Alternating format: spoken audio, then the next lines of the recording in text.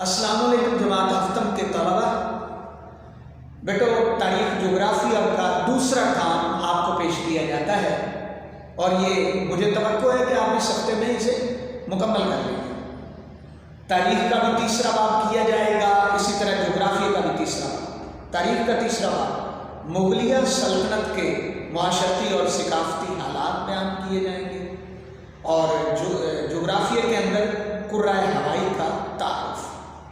तो आइए हम अपने दरसी किताब की तरफ चलते हैं ताकि हम तफवीज़ शुदा या शुदा सवाल को, उनके जवाब को अच्छी तरह अपनी किताबों पर निशान लगाकर अपने होमवर्क की कॉपी पर मुंतकिल कर सकें। वीडियो में आगे बढ़ने से पहले आपसे दरख्वास्त है कि आप मुजाहिद टीवी को सब्सक्राइब कर लें और बेल आइकॉन के बटन को ज़रूर प्रेस कर दें ताकि आने वाली हर वीडियो आप तक आसानी से पहुंच सके। शुक्रिया।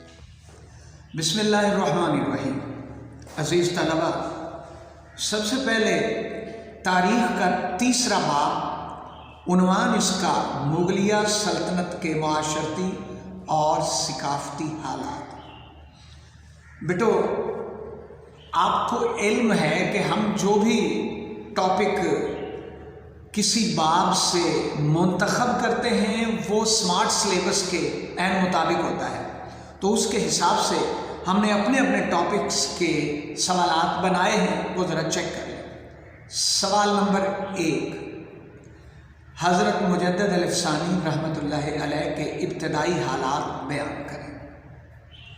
इसका जवाब हमारे पास पहले पैराग्राफ की सूरत में है, जो यहाँ से शुरू और यहाँ पे ख़त्म हो रहा है। सवाल नंबर 2 हमारा यहाँ पे लिखा गया, हज़रत मुजद्दिद अल-अफ़सानी रहमतुल्लाह अलैह के इस्लाही कारनामे लिखें। इसके लिए हमने ये सफ़े पे मौजूद तीसरे पैराग्राफ का इंतखाब किया, जो यहाँ से शुरू और यहाँ पे ख़त्म हो रहा है, और यही दूसरे सवाल का जवाब है। इसी तरह अजीज़ तलबा, सफ़े के नीचे, ये सफ़ा नंबर 55 है और इसके नीचे तीसरा सवाल मौजूद है, हज़रत मुजद्दिद की तबलीग का बड़ा ज़रिया उनके खुतूत थे, साबित करें। तो ये इस सफ़े पे मौजूद लास्ट पैराग्राफ है, यहाँ से आगाज़ और यहाँ पे इसका इख्तिताम होता है। हम आगे चले सवाल नंबर 4 की जानिब। जहांगीर और मुजद्दिद अल-अफ़सानी रहमतुल्लाह अलैह की बाहमी नाराज़ी और सुलह का हाल लिखिए। और ये हमारा चौथा सवाल बेटो यहाँ से शुरू और यहाँ पे ख़त्म हो रहा है। ये ब्रैकेट भी हमारे जवाब की निशानदेही कर रही है और उसके साथ सवाल का नंबर भी दर्ज है ताकि हर चीज़ वाज़ेह हो जाए। इसके बाद बेटा अगला टॉपिक है हमारा सिख मज़हब। उसके लिए 2 सवाल हैं हमारे पास। पहला सवाल है, सिख मज़हब पर तफसीली नोट लिखें। तो इसके लिए हमने ये यहाँ दिया गया पहला पैराग्राफ इसके जवाब के तौर पर मुंतखब किया, जो यहाँ से शुरू और यहाँ पे ख़त्म हो रहा है। सवाल नंबर 6, सफ़ा नंबर 58 के नीचे, पंजाब में सिखों के दौरे हुकूमत का हाल लिखें। जवाब इसके ऊपर, ये लास्ट पैराग्राफ है बेटो, 18वीं सदी से इसका जवाब शुरू है और यहाँ पे आकर इसका जवाब ख़त्म हो रहा है। इसके बाद हम अपने अगले मौजू की तरफ जा रहे हैं, जिसमें मुगलिया दौर में साइंस, आर्ट्स और फ़न ताबीर की तरक्की पर बात होगी। तो 7वां सवाल है हमारा, मुगलिया दौर में ज़ुबान व अदब ने किस तरह तरक्की की। जवाब इसका बेटा 4 टुकड़ों पर मुश्तमिल है, बड़े ध्यान से उसको आपने देखना है। ये पहला टुकड़ा है जो पहले पैराग्राफ पर मुश्तमिल है, यहाँ से शुरू यहाँ पे, और फिर इसके बाद यहाँ से इसका आगाज़, ये 1.5 लाइन इसमें शामिल करेंगे, फिर उसके बाद ये 2.5 लाइनें इसके अंदर शामिल की जाएंगी, और लास्ट पे ये 1 लाइन इसमें शामिल है जिसमें लिखा है कि बाबर बहुत बड़ा खत्तात और खुश नवीस था, फैज़ी, नज़ीरी और उर्फ़ी मुग़ल दौर के मशहूर शायर थे। इसके बाद आए 8वें सवाल की तरफ, और ये जो हेडिंग है सवाल का हिस्सा है, याद रख लेना। सवाल नंबर 8, फ़न मुसव्वरी, खत्ताती और फ़न तामीर ने मुग़लिया दौर में क्या तरक्की की। जवाब इसका हम यहाँ से लेके अगले पेज पर यहाँ पे ला के इधर इस जगह पे ला के बंद कर रहे हैं। और इसके अंदर ये थोड़ी सी कटिंग है, उसको आपने ध्यान से देख लेना। ये एक लाइन काटी और इससे आगे ये एक छोटी सी कटिंग है। तो कटिंग के बगैर हम लिखते होते हैं और ये आप जानते हैं। सवाल नंबर 9 हमारा यहाँ पे आया कि मुगलिया दौर के निज़ाम तालीम के बारे में आप क्या जानते हैं। जवाब इसका हमने हस्ब साबिक 3 टुकड़ों की सूरत में लिया। ये पहला पैरा ये 2.5 लाइनों पर मुश्तमिल है, यहाँ से शुरू यहाँ पे ख़त्म, और फिर यहाँ से हमने शुरू करके इसको यहाँ तक लेके आए हैं इधर, और इसके बाद हम लेके गए हैं बेटा यहाँ पर अगले पेज पे। ये पेज नंबर है 63। यहाँ से हमने शुरू किया इसको और इधर तक लाए हैं, लेकिन इसके अंदर भी आपको नज़र आ रही है कि ये कटिंग मौजूद है। जो चीज़ मुझे कुछ थोड़ी सी फालतू या तवील लगी तो मैंने उसको सवाल के जवाब से निकाल दिया ताकि आपका काम आसान रहे। आगे बेटा एक तवील क्वेश्चन आपका इंतज़ार कर रहा है। सवाल नंबर 10, मुग़लों के मरकज़ी निज़ाम हुकूमत के खदोखाल बयान करें। खदोखाल कहते हैं कि उसके पहलू कितने थे, उसके जुज़ या उसकी किस्में कितनी थी। बहरहाल ये हमारा जवाब यहाँ से इसका शुरू हो रहा है, तो उसकी तफसील जो है वो नीचे है और ये हेडिंग की सूरत में है। ये पहली सुर्खी हम दे के उसके आगे ये एक लाइन लिखेंगे, सिर्फ ये याद रख लेना, बाकी ये तफसील शामिल नहीं है। ये दूसरे नंबर पर वकील सल्तनत, इसके लिए हमने 1.5 लाइन इसकी तफसील में लिखनी है। आगे एक लाइन ये वज़ीर की हेडिंग, फिर दीवान की हेडिंग की 1.5 लाइन, फिर ये 2-2.25 लाइनें मीर बख्शी की सुर्खी, मीर सामान की सुर्खी के लिए ये 1.25 लाइन, 1.5 लाइन है हमारे पास सदर सदूर की सुर्खी के लिए, फिर ये 1.5 लाइन है काज़ीतुल कुज़ास के लिए। 8वीं सुर्खी है हमारी काज़ीउल क़ज़ात। अदलिया का सरबराह काज़ीउल क़ज़ात कहलाता है। सूबों में इसके मातहत दूसरे काजी काम करते हैं। काजी के फ़राइज़ में मुकदमात का फ़ैसला करना, हल्फनामे तैयार करना वगैरह शामिल था। ये 3 लफ्ज़ हमने अपनी जानिब से डाल के यहाँ पे इसको बंद किया। इसके बाद 9वीं सुर्खी के लिए हमने ये 2 हिस्सों पर मिटाई, एक लाइन ये और एक लाइन ये, 2 लाइनें इसके जब तफसील में, फिर मीर आतिश की सुर्खी और ये आधी लाइन इसकी तफसील, अगली सुर्खी दीवान बुरीद आधी लाइन इसकी, फिर मजरब जिसे टेक्साल कहते हैं जहाँ सिक्के बनते हैं, ये 12वीं सुर्खी है, इसके लिए ये 1.25 लाइन। और यहाँ पे बेटो हमारा जवाब 10वें सवाल का इख्तिताम पजीर हुआ। आगे सवाल नंबर 11 सूबाई हुकूमत के हवाले से बात होगी, और ये सवाल नंबर 11 है मुग़लों के सूबाई दौरे हुकूमत पर नोट लिखें। यहाँ से हमने इसका जवाब शुरू किया।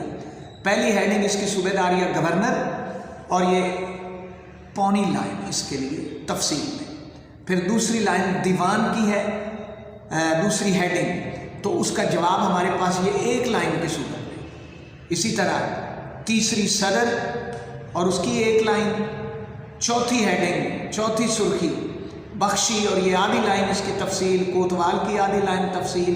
लेकिन हमने अगली तफसीलात देने की बजाय यहाँ पे 1 लाइन में इसके जवाब को पूरा कर दिया, क्योंकि जवाब लंबा हो रहा था। और ये सुन लें ज़रा, इनके अलावा सूबाई इंतज़ाम संभालने के लिए वकाए नवीस, फौतादार, फौजदार और आमिल वगैरह होते थे। यहाँ पे हमने लाके ये अपना 11वां सवाल बंद कर दिया। इसके बाद बेटो हम चले गए सवाल नंबर 12 की तरफ। मुग़लिया दौर में हुकूमत सूबों की इलाकाई तकसीम किस तरह करती थी? तो पहले नंबर पर ये हेडिंग है हमारी सरकार यानी डिवीज़न, और ये इसकी 2 लाइनों पर मुश्तमिल तफसील। उसके बाद ये दूसरी इसकी हेडिंग है परगना یعنی ضلع. تو اس کے لیے بھی یہ تقریباً 2 یا 2.5 لائنیں بنیں گی آپ کی، کیونکہ ان کو آپ اس طرح لکھیں گے. ایسے لکھنے کی بجائے ایسے ایک لائن میں لکھ دیں: شکدار، منصف، مقدم، فوتادار اور کانوگو. تو یہ اس کی سرخیاں اور یہ سوال کا جواب پورا. اس کے بعد اس کا آخری سوال بیٹو یہ ہے سوال نمبر 13، جس میں ہم مشق سے جتنے بھی کثیر الانتخابی سوالات ہیں ان کو سرکل کر کے ان کا جواب دیں گے. آگے بیٹو ہم جا رہے ہیں جغرافیہ کی طرف. جغرافیہ میں بھی ہمارا باب نمبر 3 اور اس کا ٹائٹل ہے کرہ ہوائی کا تعارف. اس کے اندر ہمیں 11 سوال ہیں جو اخذ کیے گئے ہیں. اور یہ آپ جانتے ہیں کہ جغرافیہ معاشرتی علوم کی ایک ایسی قسم ہے جس میں زمینی سائنس کا ذکر کیا جاتا ہے. تو بیٹو اس کا پہلا سوال ہے کرہ ہوائی کا تعارف بیان کریں. اس کے لیے ہم نے یہ پہلے پیرے کا انتخاب کیا اور یہ چینجنگ نظر آ رہی ہے آپ کو. یہ پہلا لفظ کاٹ کے اوپر ہم نے لکھا ہوا، اور جہاں پہ یہ جملہ ختم ہو رہا ہے اس جگہ ہم اپنے آپ کو سمجھانے کے لیے ایک جملے کا اضافہ کر رہے ہیں. اس غلاف کو کرہ ہوائی کہتے ہیں. آگے یہ اس کی تفصیل جو یہاں پہ ختم ہو رہی. سوال نمبر 2، کرہ ہوائی میں نائٹروجن اور آکسیجن کا وقوع بیان کریں. اور یہ 3 لائنوں پر اس کا جواب مشتمل ہے، جو یہاں سے شروع یہاں پہ ختم. سوال نمبر 3، نائٹروجن اور آکسیجن کی اہمیت درج کریں. یہ ہم نے جی یہاں سے لے کر یہاں تک اس کا جواب لیا ہے. جو یہ پہلا ٹکڑا، یہ آگے دوسرا اور یہ تیسرا ٹکڑا یہ ہے. یہ بریکٹ لگی ہوئی ہے، نمبر لگے ہوئے ہیں. آپ کو مشکل پیش نہیں آئے گی اگر آپ توجہ کریں گے. سوال نمبر 4، کرہ ہوائی میں موجود تغیر پذیر گیسوں پر نوٹ لکھیں. یہ ہمارا سوال یہاں سے لے کر یہاں پہ جا رہا ہے، اور اس میں ہم نے یہ تقریباً 3 لائنوں پر مشتمل ہے، جو یہاں سے لے کر یہاں تک اور پھر ادھر سے لے کر ادھر تک مشتمل ہے. چھوٹا سوال ہے، مختصر ہے. آگے بیٹھو ایک اچھا اور اہم سوال. سوال نمبر 5، اوزون گیس کی اہمیت بیان کریں. یہ 4 لائنوں پر مشتمل پورا پیراگراف اس کا جواب پیش کر رہا ہے. آگے بیٹھو سوال نمبر 6، آلودگی پر مفصل نوٹ لکھیں. یہ ہمارا جواب یہاں سے اس کا آغاز ہو رہا ہے، جہاں سے ہمارے پیرے کا آغاز ہو رہا ہے، اور اگلے صفحے پہ ہم یہ دوسری لائن پہ اس کو ختم کر رہے ہیں. لیکن پیچھے آپ دیکھیں کہ اس میں 2 جگہ پر کٹنگ بھی ہے، اس کا دھیان کر لینا ہے. یہ جملہ یہاں تک کاٹ دیا گیا اور یہ چھوٹا سا جملہ یہاں سے کاٹا. تو باقی تقریباً درمیانہ سوال ہے، لمبا نہیں ہے اور چھوٹا بھی نہیں ہے. آگے 7واں سوال یہ ہے کرہ ہوائی کی بحالی اور بقا کے لیے آبی بخارات کیا کردار ادا کرتے ہیں.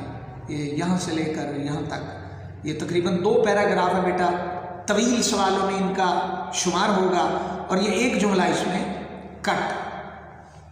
آگے ہم چلے گئے اگلے ٹاپک پر. یہ بھی اہم سوال ہے. سوال نمبر 8 کی صورت میں موسم اور آب و ہوا میں فرق بیان کریں. یہ 4 لائنوں پر مشتمل اس کا جواب. سوال نمبر 9، سطح زمین کی آب و ہوا میں تبدیلی کیسے آ رہی ہے. یہ بیٹو یہاں سے ہم نے اس کا آغاز کیا اور یہاں پہ اس کا اختتام. لیکن اس کے اندر یہ کٹنگ موجود ہے. جیسے یہ پہلا پیراگراف میں سے ہم نے صرف ایک جملہ لیا اس کا اور وہ یہاں پہ ختم ہو رہا ہے، تو اگلی 3 لائنیں کٹ ہو گئیں. پھر اس کے بعد یہاں بھی ہم نے 2 لائنیں لی ہیں، ایک پوری لائن کٹ کر دی. اگلی 3 لائنوں کو ہم نے جواب کا حصہ بنایا ہے. آگے بیٹو اوزون کی کمی کی وجوہات رقم کریں. چھوٹا سوال ہے بیٹو. یہاں سے جواب ہم نے شروع کیا اور یہاں پہ اس کو ختم کر دیا. لاسٹ کویسچن بیٹو اس کا ہے ہمارے پاس حسب سابق حسب معمول کثیر الانتخابی سوال، اور یہ 5 ہمارے پاس ملٹیپل چوائس والے کویسچن ہیں جن کا جواب ہم نے دائرے لگا کر دینا ہے. لیجئے بیٹو میری اللہ سے دعا ہے اور آپ سے توقع ہے کہ آپ ایمانداری کے ساتھ پورا خوبصورتی اور خوش خطی کے ساتھ اپنا یہ کام مکمل کریں گے۔ اللہ حافظ۔